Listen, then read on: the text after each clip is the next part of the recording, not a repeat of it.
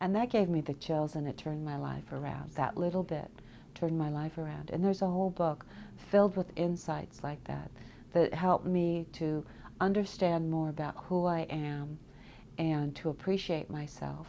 And today also, through all of the adversity that I've been through, um, I can bless it and know that I am so enriched and I am so fortunate, and really appreciate and know that it's not just words when I say, when I leave this lifetime, I get to go with riches far beyond anything that I could have built with money. Not that I don't like money, I do.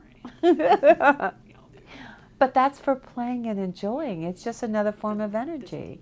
And another thing that I learned too was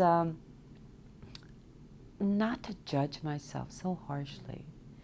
And looking back, and and I had mentioned about how I was getting egotistical, and I thought I was the healer, which I'm not. Today, I understand through some writings that they've given me that ego is not a bad thing. It's not ego, it's conceit. It's using the ego in the wrong way. It's exactly the same way as when we look at evil, It's just a wrong way of looking at things, of thinking that I am the center of the universe for everybody. And the truth is that I am the center of the universe for me. And that I honor in you that you are the center of the universe for you. And so as I honor that in you, I can honor it in me. And that's what I wasn't doing. I wasn't honoring the beauty and the perfection of each and every person that I was working with. Because you're my mirror. I can't see who I am without you. And you reflect that back at me. This morning was the first time I shared. This morning when you saw me.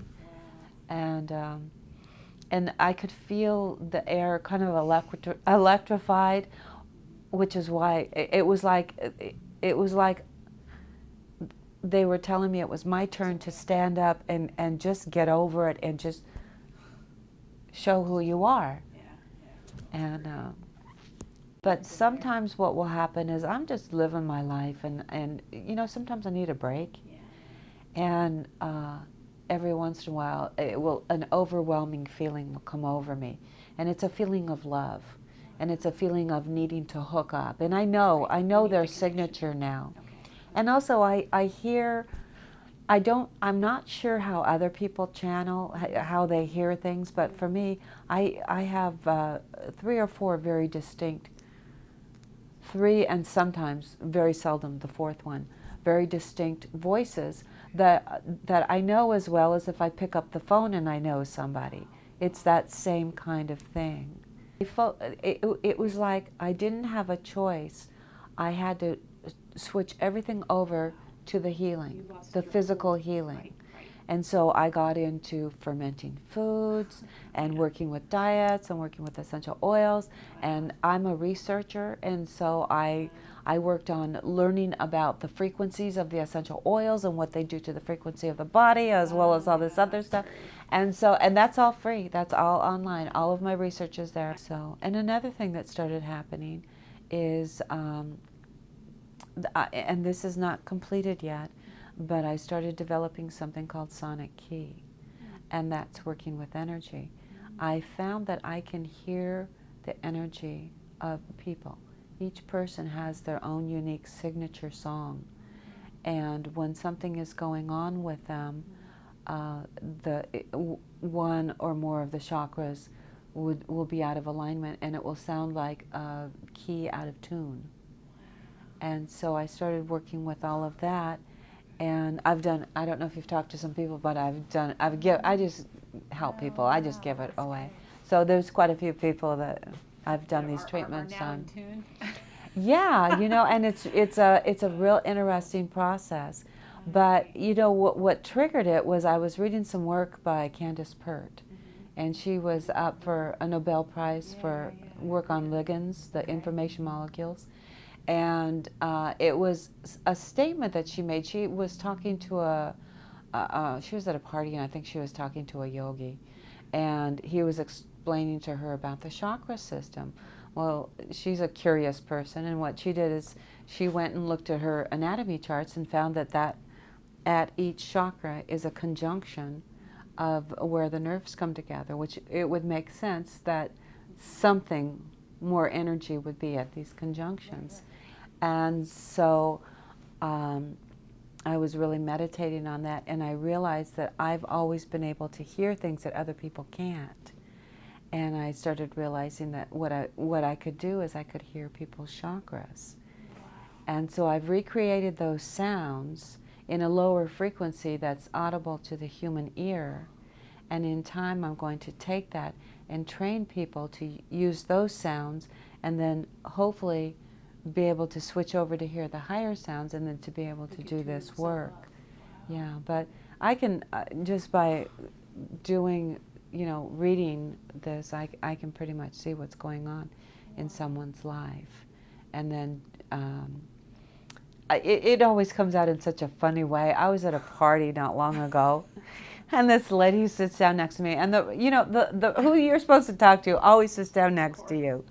And her husband had died like 2 years before, and she wasn't recovering from it. So we were talking, I was telling her a little bit about what I do, and so we went around the corner, and I'm doing this on her, and it was just so beautiful, because she just opened up and started sobbing, and she could feel her husband's presence next to her, and she was able to do a release there, and she just looked like a completely different woman when we got done. It was so beautiful. It was a gift to be able to do that, to participate in that. Wow.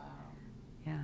So I don't know if this is, I prefer to call them star people. I don't like the word alien. I don't know if it's star people. I don't know if it's angels. I don't know what it is, but it just seemed a little bit of a coincidence that a starship happened to go by the first day or the night before my first show, and I never put those pieces together until yesterday. That was probably their approval, maybe, or them saying, "Oh, we know what you're up to, and it's okay and good luck." It might have been just like break a leg. Well, not literally. I didn't mean to say it. You know what I'm saying? It could have just been. But isn't that weird that you said that? Right, because break a leg. I was on my way to the studio when I.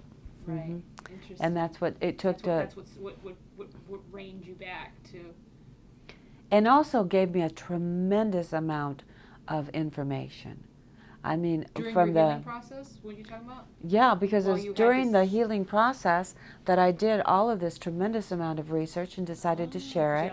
And all of this, yeah, I have learned. You had to go back to school, essentially, train yourself back to where you needed to be because you drifted off. And also, during this period of time, I had literally no money. There was no way that I could afford to go to school, have anybody train me at all. I was forced to depend on them to teach me all of this, all of it. And that's another thing. Again, this could be whatever, but many times, and I've heard other writers say this, but many times I was working on something, trying to pull this together to understand how to pull this information together that would be a how, so that I would know how and share it with other people. And I just couldn't figure it out. And I go to sleep and literally have a dream of going to school and learning how, and then wake up and pull the pieces together. And it worked, And so it's just so many coincidences too.